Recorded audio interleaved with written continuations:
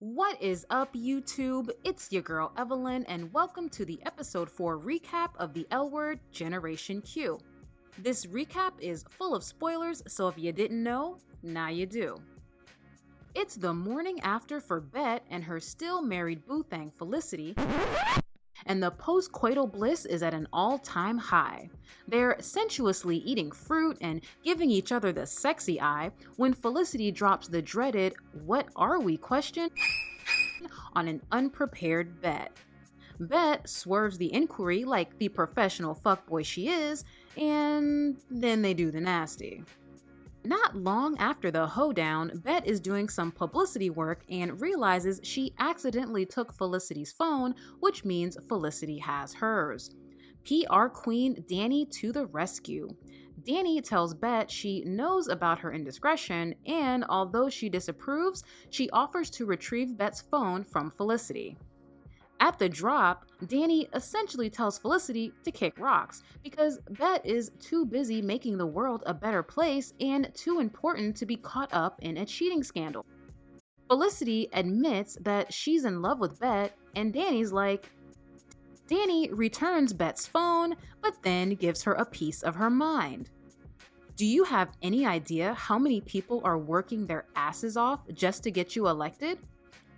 I am acutely aware of it. Then why are you running? What's the fucking point? And then Bette drops this season's worst kept secret. Turns out the internet was right and Big Sister Kit did in fact OD on heroin. I fucking knew it! And even though I was 97% sure this was the case, it still sucked to actually hear it come out of Bette's mouth. Speaking of Bette's mouth, it seems that Felicity was instrumental in helping Bette process Kit's death, which is why it's so difficult for her to end their affair. But PR machine Dani doesn't give a damn. She demands that Bette choose between Felicity or her campaign. We are then blessed with another heart-to-heart between Bette and Shane this episode, and I am living for this enabling friendship. It's Shane's birthday and the two are at Shane's place pre-gaming with a little ganja. Bette gets high super fast and unwittingly reveals to Shane that she and Felicity are still sleeping together, although Bette is definitely not in love with her.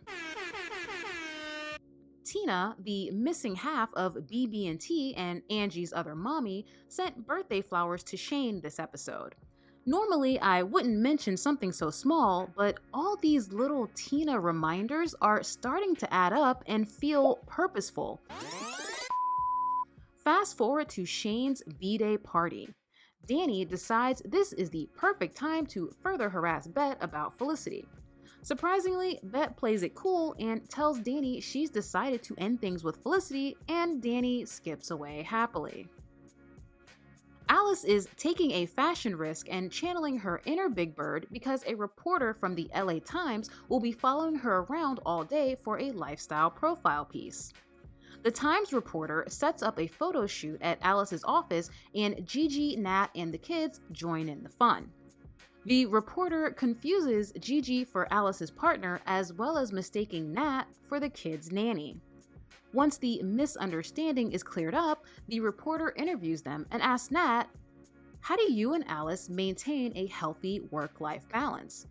To which Nat responds, "I'm not sure we do." Needless to say, Alice is not a fan of Nat's answer.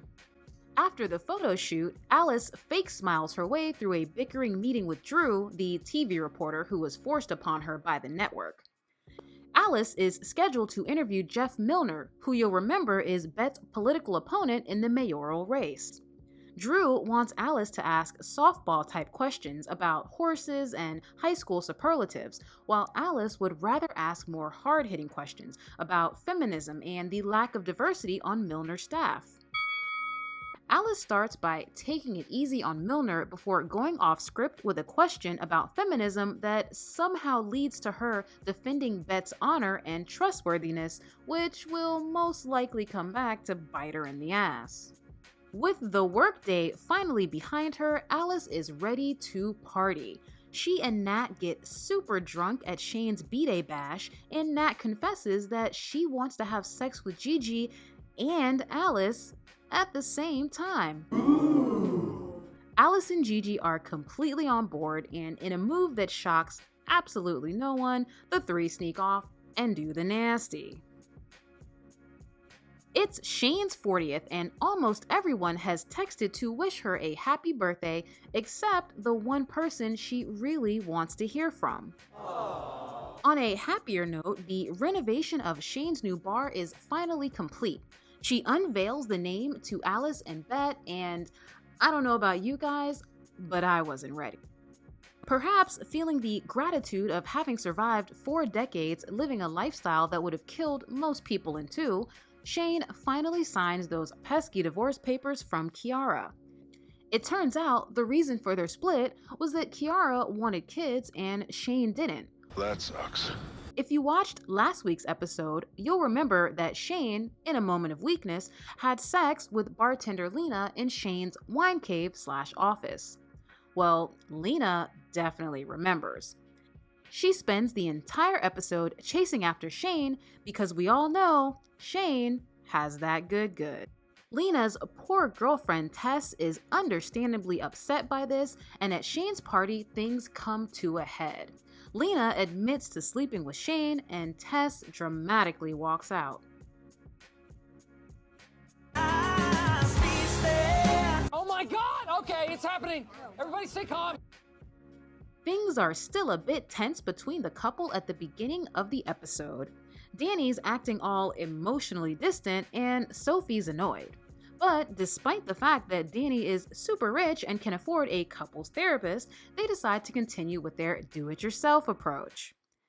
Dani confesses that she's afraid Sophie will cheat on her because when they first met, Sophie had a girlfriend, and once a cheater, always a cheater. As proof her love is steadfast, Sophie gives Dani her great-grandmother's ring, and Dani's like, I'll give you your ring later. Micah is MIA for most of the episode, but he does attend Shane's party. He shows up with his Tinder hookup, and not long after, Jose arrives and things get awkward fast. Micah confronts Jose about his date-ditching, wishy-washy ways and demands to know how Jose feels about him. In a move straight out of the Bette Porter handbook aptly titled Pimpin' Ain't Easy, Jose swerves the question, pushes Micah against the wall, and they do the nasty. Our girl Finley is once again waking up in the arms of her savior, Rebecca.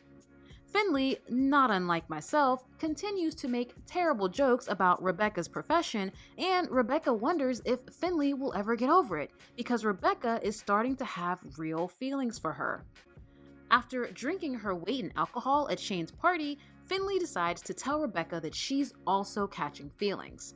Not long after, a drunk and misguided Finley shows up to Rebecca's house and tells her that she's okay with Rebecca being a priest because Rebecca's not a quote-unquote real priest. Rebecca does not take this very well.